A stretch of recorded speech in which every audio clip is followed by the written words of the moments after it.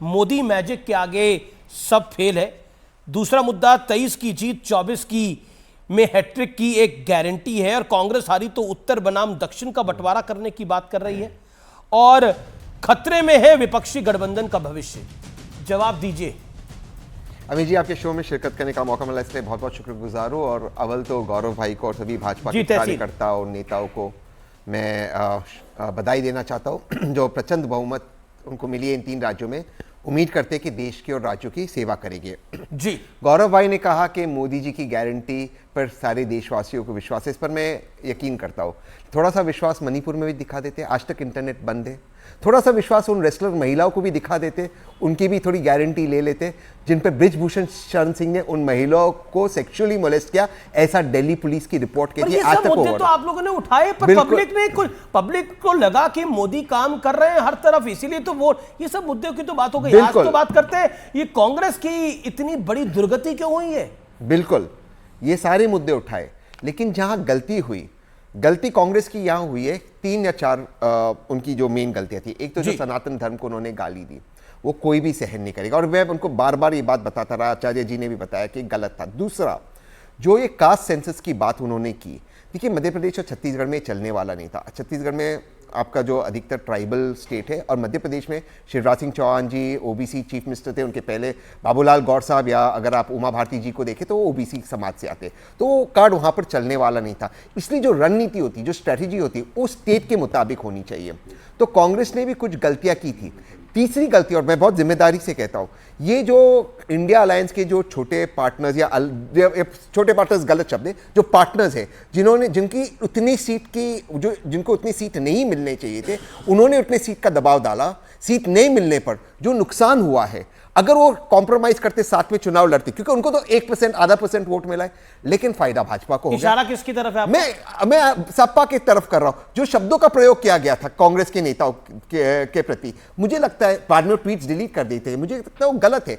कहीं ना कहीं अगर एक गठबंधन बनता है, इंडिया अलायंस बनता है, सबसे पहला तो इंडिया, अखिलेश जी ने तो खुद बोला था कांग्रेस चालू पार्टी है, तो गलत है ना। एक चुनाव लड़ रहे, कमलनाथ जी एक बड़े नेता है, आप इस तरह की बात एक पार्टी के लिए करते, उस पार्टी ने जिसने आपका साथ दिया। देखिए आप तो गारंटी देके गए थे कि जीत रहे हैं कमलनाथ जी 100%, और ये जीतना चाहिए था, सनातन वाला नहीं होता था, ओबीसी वाला नहीं होता। और तीसरी चीज, ये जो गठबंधन की जो हमारे पार्टीज है, जिन्होंने साथ नहीं दिया, इनको साथ देना चाहिए था।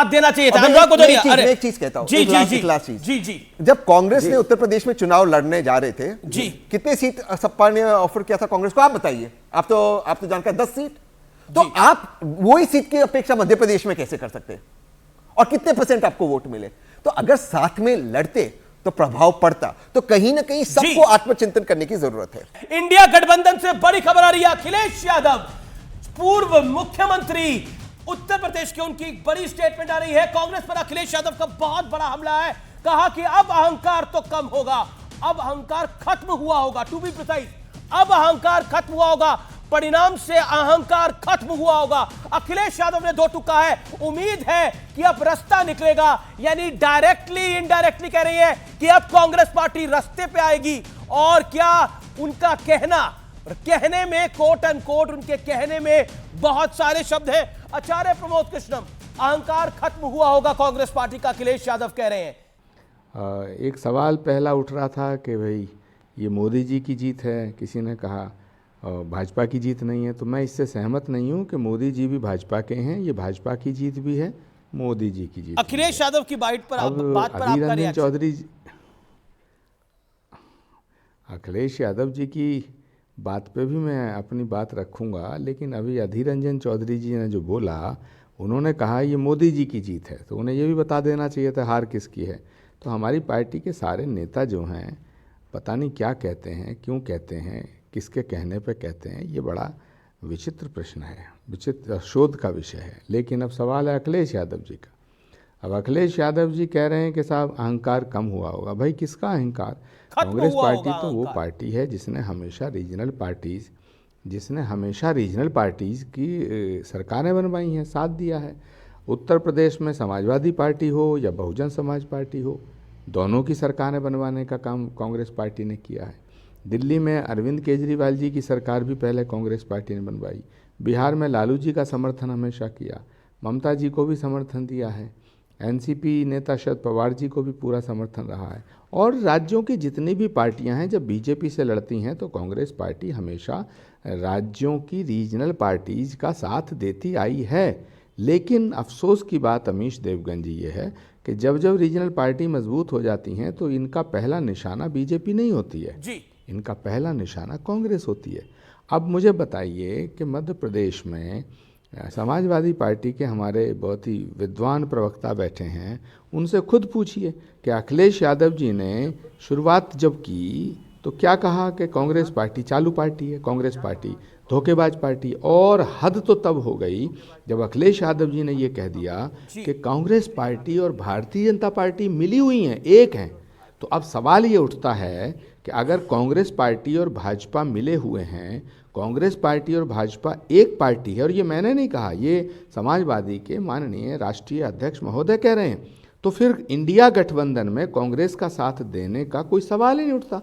फिर इंडिया गठबंधन का औचित्य क्या रह गया?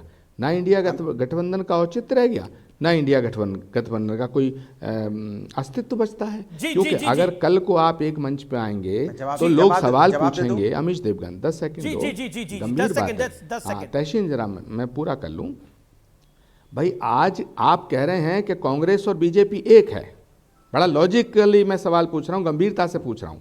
आज कह रहे हैं कांग्रेस और बीजेपी एक है, कल एक मंच पे आके कहेंगे हम कांग्रेस के साथ हैं, तो फिर तो आप सब बीजेपी से मिले हुए हो गए ना। जवाब अनुराग, गौरव भाटिया मैं आपके पास आना चाहता था, लेकिन क्योंकि समाजवादी पार्टी पे पॉइंटेड बात पहुंच गई इसीलिए मैं जा रहा हूं उनके पास।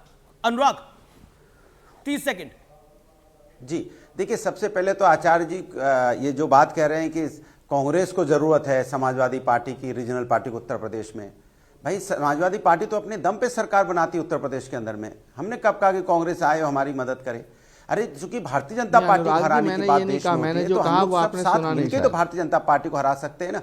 मैंने ये कहा जब जब कांग्रेस की जरूरत पड़ी है तो हमने साथ दिया है। सुन लीजिए ना भारतीय, अरे सुन तो लीजिए, अरे सुन लीजिए मेरी बात। आपके यहाँ उत्तर प्रदेश में एक ही सीट जीती है। सुनी तो रहा हूँ, आपने कहा कि मैंने ये कहा, और वो भी समाजवादी पार्टी ने।